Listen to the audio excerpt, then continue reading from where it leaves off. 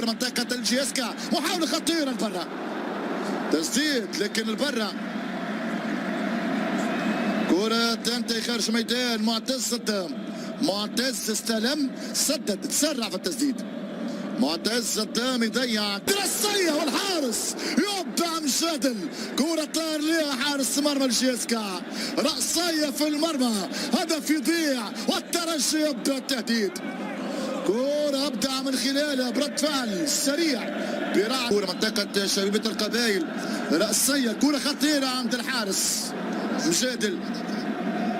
الترجي وثقافة الفوز حتى وان كان الفريق في مباريات لم يقنع من خلالها، اللي يبدع من خلالها بالرمضان، والكرة إلى ضربة مرمى.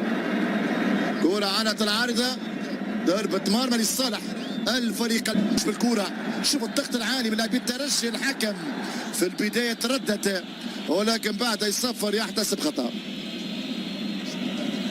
شوف الإعادة هنا، الضغط امام التدخل واضح، مساحه عرضيه راسيه لبرا الى ضربه مرمى. الضغط مستمر متواصل من شارب الترجي. شفنا مشين يخسر كوره، صابر يتابع، صابر يا صابر، ولكن في المرمى مجابل رايح شده للحارس الجزائري. الحارس امتد الكوره، الحارس تصدى ليها. كرة تبقى منطقة الجيسكا، هنا الضغط التونسي والحكم يقول خطأ. الحكم يحتسب كرة ضد بوغرين صابر. الجزائري محاولة خطيرة للجيسكا، هدف الفريق الجزائري يسجل. الجيسكا يضرب الترجي ولكن في تسلل، التسلل موجود. يبقى علي الترجي، كوسيلا باتجاه الجمهور يحتفل، كوسيلا بوعلي يسجل. هل الهدف يحتسب ام ماذا؟ المنافس كورة من الجانب، تلي رصية قوية في الكرات الثابتة، خطير الفريق التونسي. هذا توكاي رائع جدا، اجواء كبيرة، اجواء اوروبية عند بن حميدة ينطلق بن حميدة والحق وقريب بالكعب، تسديدة قوية والحارس مجابر سددها بالرمضان. هنا تكمن خطورة بالرمضان في الكرة الثانية. هنا التحضير ممتاز من صابر، يسدد عليه ولكن مشادل يلعب دور متألق من خلال الشوط الأول. أمامنا مع تراجع ركاب الفريق التونسي والخطأ موجود، الخطأ واضح. بالرمضان دالي الكرة الشابكة 1-0. الترجي سجل عن طريق دالي، هو مفتاح الفوز، هو مفتاح العبور للدور النصف النهائي. فريق باب سويقة يفتتح باب التسجيل، كرة الأسبقية وكرة تساوي تأكيد الذهاب للدور القادم. يفتح الباب من أجل الذهاب للمربع.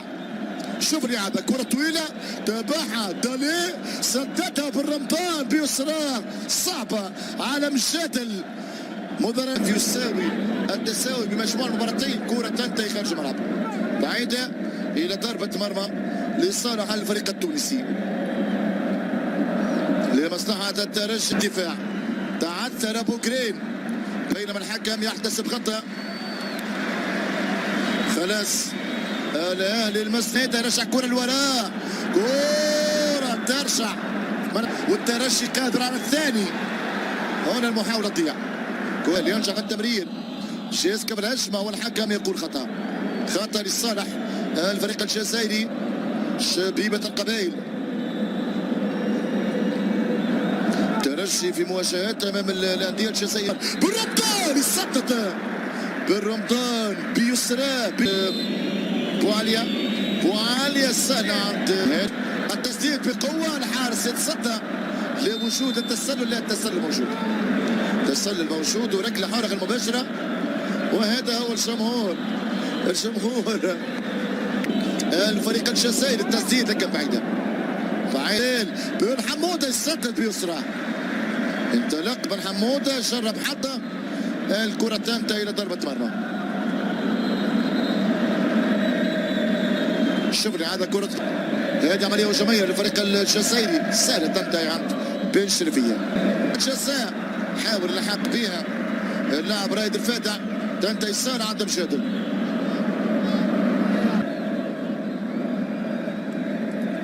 شبيبه يحاول لبن رمضان، بن رمضان يلعب كوره، بن رمضان سهل عند الحارس مشادل. سيد ينطلق بن حموده، حكم المباراة يحتسب خطأ.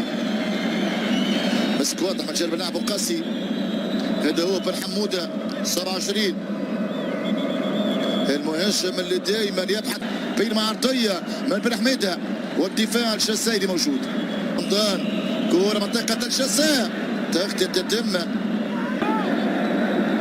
هنا. المتابعه من اسامه قتال، تسديد على الطاير والحارس بن شرفيه، تصدي من جانب معز اسامه قتال.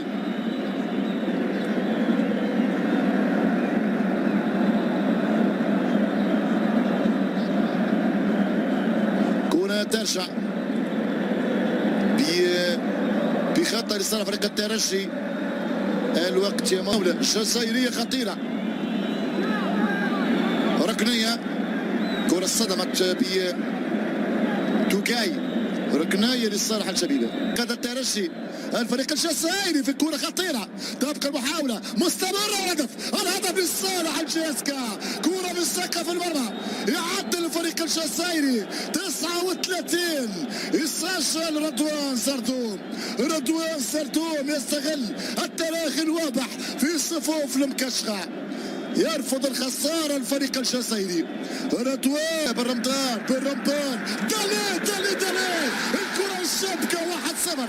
الترجي سجل عن طريق دالي، هو مفتاح الفوز، هو مفتاح العبور للدور النصف النهائي. فريق باب سويقة يفتتح باب التسجيل، كرة الأسبقية وكرة تساوي تأكيد الذهاب للدور القادم.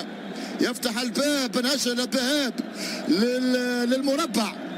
شوف لعبة، كرة طويلة تابعها دالي، سددها بالرمضان بيسراه، صعبة على مشاتل. مدرك هذا الترجي الفريق الجزائري في كرة خطيرة، تبقى المحاولة مستمرة، الهدف لصالح الجيسكا، كرة بالسكة في المرمى، يعدل الفريق الجزائري 39، يسجل رضوان سردوم. رضوان سردوم يستغل التراخي الواضح في صفوف المكشخة، يرفض الخسارة الفريق الجزائري. رضوان مباراة وقمة الإثارة إياب دوري أبطال إفريقيا، ترجي وشبيبة القبيل، بعد انتهاء لقاء ذهاب بنتيجة 1-0 أعتقد لمصلحة الترجي الرياضي، ولكن مباراة الإياب راح تكون مباراة حاسمة